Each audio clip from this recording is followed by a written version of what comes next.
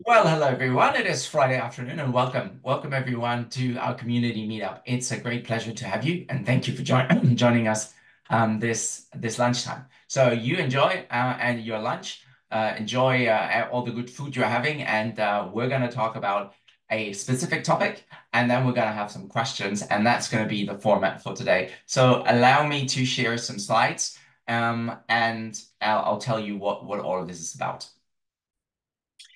So I just moved here to the top right corner, and I hope you can see me. So I'll make myself a little bigger. There you go, so you can see me better. That's better. So welcome to our community meetup. This is a weekly, almost every week, we're going to try to meet in our community format, and we're gonna have a great time while you're enjoying your lunch. We always have a topic, and today's topic is about the new UK import controls that are coming into operation on the 30th of April 2024. We're going to do a quick presentation, and then we're going to switch off the recording, and we're going to have an informal chat amongst us community members about topics that you want to talk about. It doesn't have to be about import controls, it can be about anything really. So welcome, thanks for joining us, and if you're watching this on demand, hi, nice to see you. Hope you can join us next time live. So what are these meetups? Well, these meetups are an opportunity for us, customs and export control sanctions, import and export professionals to come together, really anyone interested in customs, export, import, global trade in a virtual environment at no cost and discuss matters of import. And that's important because we're often isolated in silos in companies and we don't have anybody to talk to. So about our topics that matter to us. So this is why we want to come together and once a week in an informal atmosphere and talk about it. So there's a theme, always a theme. So the themes today is UK import controls from the 30th of April 2024. And that should aim for getting you well informed, building your subject matter expertise on an ongoing basis, at the same time by talking to each other and getting to know each other here today. That should grow our network. So everybody's welcome to attend. All we ask is that you register. Also, I should mention there is an upcoming training specifically on this topic of SPS rules and veterinary border controls. So if you're interested in that, or your colleagues are, or you know someone who should be, then you know where to register in order to benefit from it. And if you are interested in a more in-depth discussion of the UK border controls, then I have linked here the two videos that we created in January in preparation for the first SBS controls, where we had quite a lot of speakers to talk about the impact of the UK SBS controls on EU businesses, UK businesses, etc. So if you're interested in checking that out, then please, the parts 1 and 2 are linked here, and they're also freely available on our YouTube page. So do check that out as well. And there's 3 hours of insightful conversations about that. How we will proceed then in this session. So we will build subject matter expertise, as I said, on a topic of our choosing. So you can tell me what you'd like to cover, or I will propose one. If you also like to make a presentation, such as this one, on a topic that's close to your heart and that you want to share with others, then please get in touch and I'll be very happy to accommodate that as well. And then, of course, we have some networking opportunities after this when we switch off the recording and it's just us. And of course, as always, when you do join this live, you get bonuses and benefits and goodies. And these goodies are always downloadable in your chat right now. So for those that are live joining in the chat right now, there'll be 4 documents you can access right now. Number 1 is the copy of the slide deck. So no need to go anywhere, download anything, just get it from the chat right now. You will also get a summary of the common errors when making a export health certificate. So that's in your inbox right now. You get a download on the frequently asked questions that we have, that HMRC and that Defro and that we have received about IPAPs and health certificates. And there is also some technical guidance that is really important in order to import food products, plant products, and others into the United Kingdom. So these are your live joiners benefits that you can get right now. And that is a plea for everybody to join us live. and join the discussion and, walk away with these quite useful and insightful freebies. So let's get into the topic of today. This is about UK SPS controls. And before we get into what happens on the 30th of April 2024, I thought it's useful to just recap everything that already happened. And that goes way back to when Brexit first was announced. The question of SPS controls, so sanitary and phytosanitary controls, came up. And the question is, well, are we going to do like the EU did right on the day of Brexit and introduce stringent SPS controls? Requiring certification of EU health requirements for getting into the EU. And as you know, the EU is very concerned about animal diseases, and there is a history of UK-born animal diseases. So protecting the internal market and the European market from pests and diseases is really important. And also, as per the environmental policy and the food safety policy, the EU is very risk averse. A precautionary principle is well known in EU policy, and therefore, if in doubt, leave it out is the mantra. And so this led in 2021 to significant queues from the UK to GB. And the question was, should we introduce the same set of controls in 2022 when Brexit happened, the other way from the EU to the UK? It was decided not to proceed that way and to keep the goods flowing because there is a significant dependence of food products coming from the EU onto the UK market. There are lots of UK importers require food from the UK, from the EU, to be then processed in the UK into pies and the likes of it, and finally hit the shelves in the UK supermarket. However, the UK did proceed with announcements to bring about these SPS food safety, pest control, disease controls measures. They had to then delay them because of various reasons: COVID, war, inflation, up to 5 times. And this is now 2024, the 5th round. And in the meantime, we have introduced a pre-declaration system for the SPS goods called IPAPs. And this mimics the EU traces system. So what the EU has on its side, we have here in the UK, and we call it IPAPs. It's a reporting system, a simple online tool. You report information about your products that you're bringing to the UK. You send it off within a certain time frame. And until 2024, there was no legal requirement to upload any documentation. Now that has changed. 2023 saw then the publication of the BTOM, the Border Target Operating Model. This is a 150+ page document which talks about a lot of things. Amongst our 2 key dates, the 31st of January 2024 and the 30th of April 2024. January 24 is the one where you introduce the documentary requirements and you make uploading documents into IPAPs mandatory. And what documents would you need? Well, it would depend on the type of product you're bringing in, but it could be anything from a commercial document that you can easily access and generate to a highly sophisticated and complicated export health certificate signed by an EU vet, and a lot of other documents in between. So that was a big deal from an SPS perspective because it would, and it did, introduce SPS controls from January 2024. The UK proceeds in stages with the full rollout of the SPS controls. The first one, as I said, was the 31st of January. And the next one is now the 30th of April 2024. A key feature of the January 31st controls was the risk categorization of SPS products. So feed, food, and plants. Here we were categorizing them into high risk, medium risk, and low risk. And depending on this categorization, you would have different levels of controls, whether it be documentary, whether it be ID or identification, or whether it be physical controls.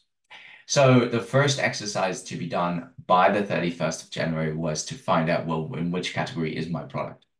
And if they were in the low risk categories, mainly shelf stable foods and low risk plants, then yeah, pretty much trade could continue as is with a bit of an IPAFS notification. There wouldn't be any major controls. The key problem arose when the BTOM introduced medium and high risk foods. Especially the medium category is problematic because that includes your fresh produce, like your meats and your chilled and your frozen, and that would all fall under the medium category and as such require extensive certification, very similar to what the EU imposes.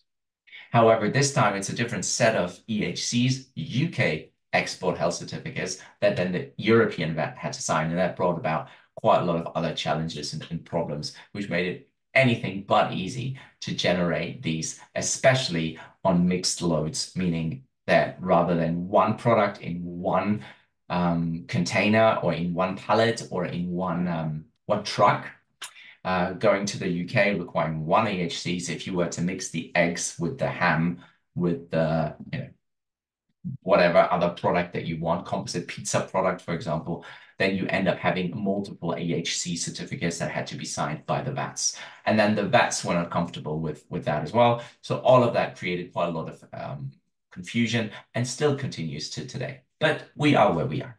And that introduces the final piece of the puzzle, which is the EHCs, the export health certificates, and they needed, as I said, to be completed partly by the operator. So there were different parts of the EHC. There's model health certificates. They have different parts, 1, 2, 3, and part 1's to be completed by the exporter or the producer, and part 2 then by the veterinary officer. And that veterinary officer really had a lot of work certifying that that product they're looking at is in conformity with the safety regulation, health regulations of the UK. And that caused quite a lot of stir.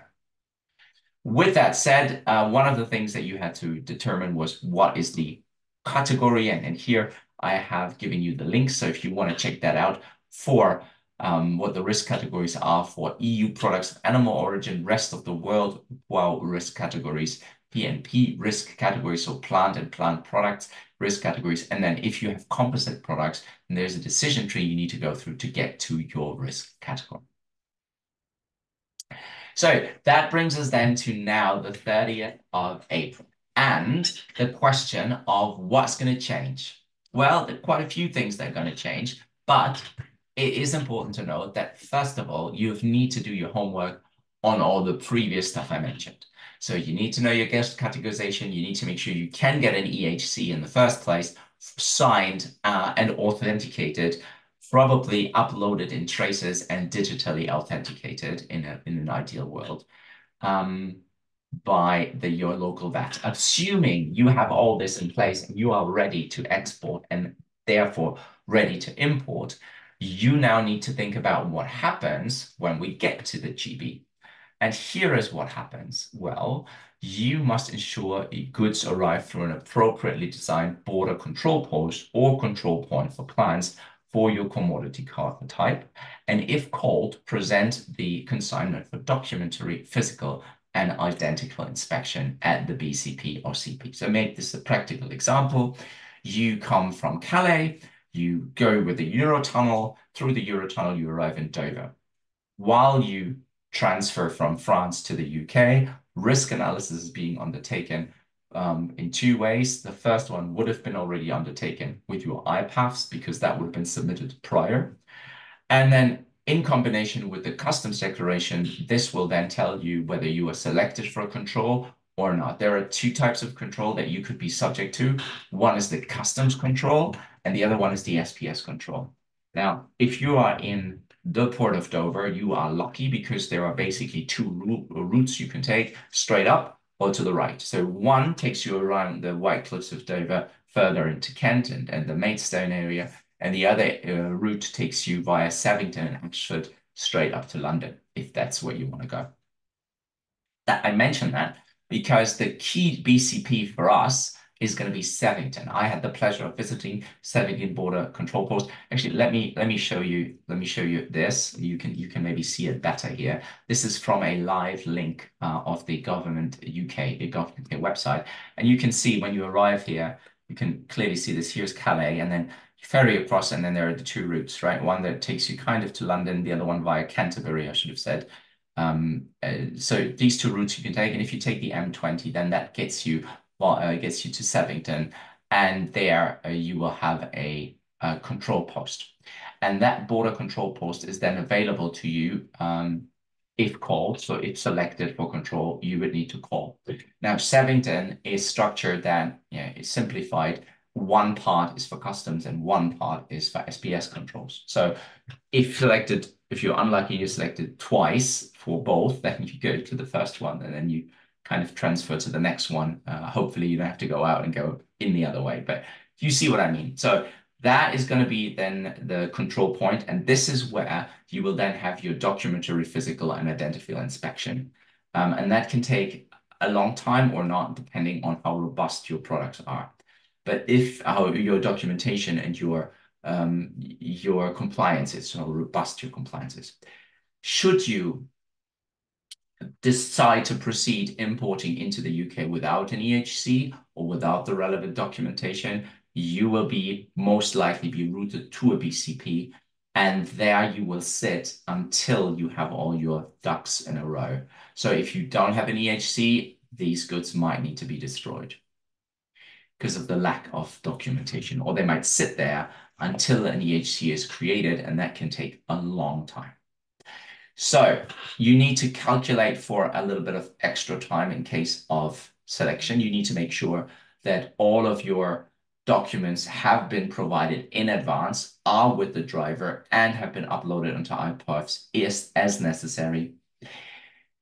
And one more thing that was recently announced, the common user charge. That's the latest, and it is causing, again, a massive amount of concern amongst many of us, including myself. The common user charge is a levy that is charged to everyone importing SPS products into the UK from the 30th of April. Now, let me remind you, this is not a charge of the port. So if you have a BCP, which is a border control post run by the government in a port, for that, there is a charge, but not levied on the person being inspected, but one charge for everyone per commodity code or per IPAFs that you submit. So in other words, everybody pays. This starts at about £10, goes up to £15, goes to other aspects of other price ranges, and it's capped at some level that I keep forgetting. I think it's £145, but I might not be right. So everybody pays the common user charge, whether you are selected or you're not. This funds the BCP operations. There is an additional charge levied by the port if you're using port facilities. Let me explain. The border control post is a government body. For this, you pay the common user charge. If the border control post can find itself in the parameter of a port, using the port facilities, so the truck driving into the BCP might be using the port facilities. For that, you'll be charged again. So what does all of that mean? It means that regardless of whether you're controlled or not, there is an additional levy every time that you are importing goods into the UK. There is a cap, and there is a payment plan through your IPAFs, but now you also understand why it is necessary for the company that you're doing the IPAFs to be established in the UK or be able to pay. Now, I should also mention there is a specific provision for Northern Ireland. Now, we could talk a lot about Northern Ireland, and about the concept of at-risk goods and not at-risk goods and non-qualifying, qualifying Northern Ireland goods. The point is, all of these import controls are for now pushed back to the 31st of October 2024. So there's a bit more time to prepare.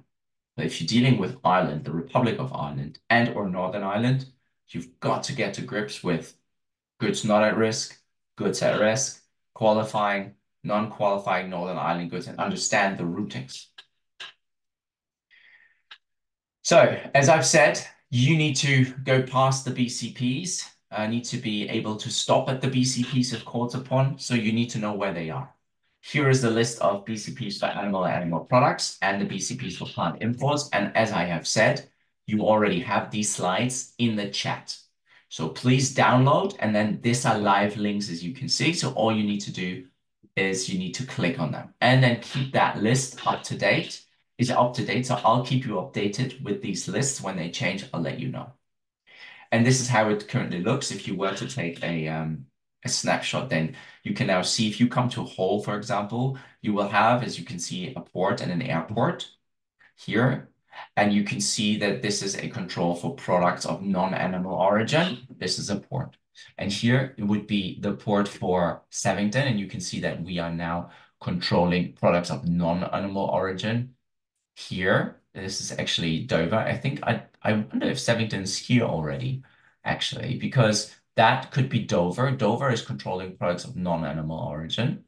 They have a BCP, but then there is another one. I think it's not there yet because it's not formally designated, or it's being in the process of being formally designated. So that's why it might not show here. But this one will deal with animal products and will deal with non-animal products, but will not deal with live animal products. So if you had live animals, you'd need to go to Gatwick. All right. Okay, there is one more thing that I need to tell you that's really important, and that is the cross-check of the chat import notification and the customs declaration. Now, you know that the IPAF system, which is the traces system of the UK, had a form that was that now has been upgraded, changed to a chat, a import notification form that is used and that is extended and has more fields to input more data. That's what we call the chat import notification. Common health entry document is the word for chat. So it was a simplified form. Now it is a more complicated form. The point is, from the 30th of April, the systems of Defro and HMRC will cross-check the chat import notification and the customs declaration for each consignment. Consignment subject to SPS goods, of course. They already do that for non-EU countries, and now they will expand it. So this avoids your consignment being directed to a BCP when it is not necessary. But for that not to happen, not to be accidentally routed to a BCP, which will be very expensive and cost a lot of money, you need to make sure that the chat import notification reference and the commodity codes are consistent between notification and customs declaration. In other words, you need to do the IPAFs first to get the import notification reference number. You need to feed that into the customs declaration, and the commodity codes you used must be identical. And given that it is different people, could be different people that are responsible for this, there's some coordination required. So the steps you need to take are: first, you submit the import notification using IPAFs. Then you ask your customs agent, that could be me, that could be whoever you are currently hiring to do that. It could be yourself if you're self-filing. You ask the customs agent to submit the customs declaration using the customs declaration service. Then there is a copy function to copy the chat reference and the customs deck in the correct format to the customs declaration if you wanted to do that. I mean, I think I don't need to tell you how to copy and paste documents. Then you need to send your customs agent, then the customs agent needs to send all of the import notification, PDF copy of that to you. And then you need to ask them to double check that the commodity codes are the same as in the customs declaration. Or you do that, whoever wants to do that, verify that, fine. As long as you make sure that when you do the customs entry, you use the exact same commodity codes and you make sure the reference number is included in the customs declaration. And this is how you can deal with it in the relevant steps that I've mentioned. So if there are any errors, they need to be fixed. If you don't respect that, you will be routed to a BCP and all of the nasties that I have talked about might occur. Also note that there is a bit of a derogation here. You can use a scanned copy for an export health certificate. It does not have to be digitally authenticated. So there's a temporary easement in place for 3 months to enable full requirements of a documentary check to be satisfied when a scanned copy of a original export health certificate or phytosanitary certificate is provided in the importer's pre-notification. What does it mean? Traditionally, what the authority said is that you should go to traces and there have a validated, authenticated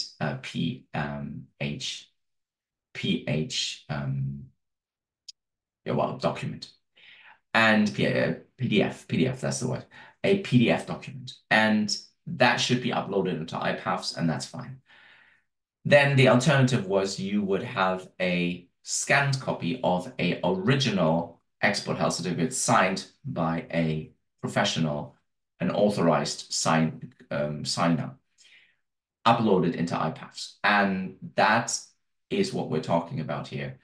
You are allowed to do that. And that is a temporary easement, but in the future should be the fully digitalized certification. If you want to know more about all of these parts, then please go to the Defro webinars that are happening. They are continue to be happening, and there are here your links. And there's also their own YouTube channel that you can use if you want to learn more about all of these controls.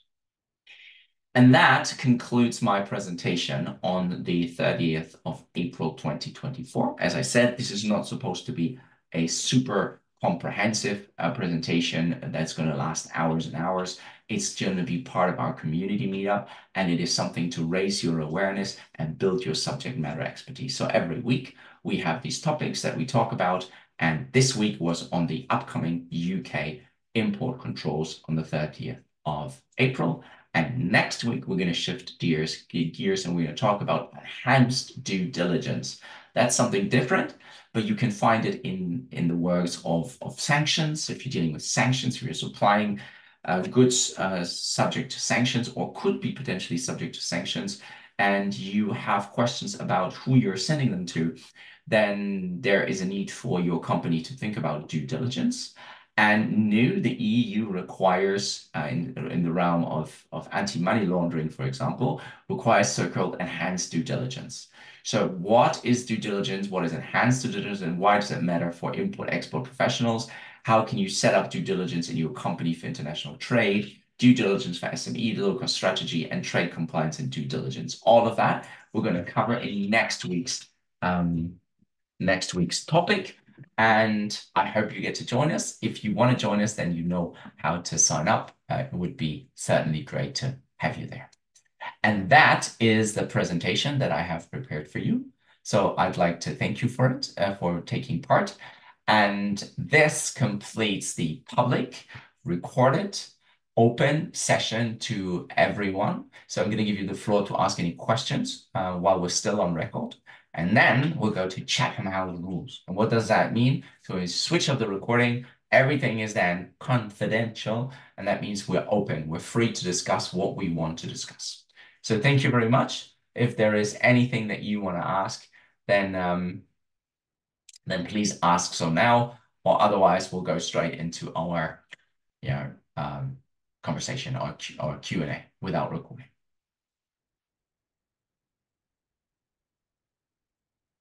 All right, good. Well, again, thank you very much, guys. And let's switch this video off. Say goodbye to the viewers that watch this on demand. And let's get into our Q&A. Thank you.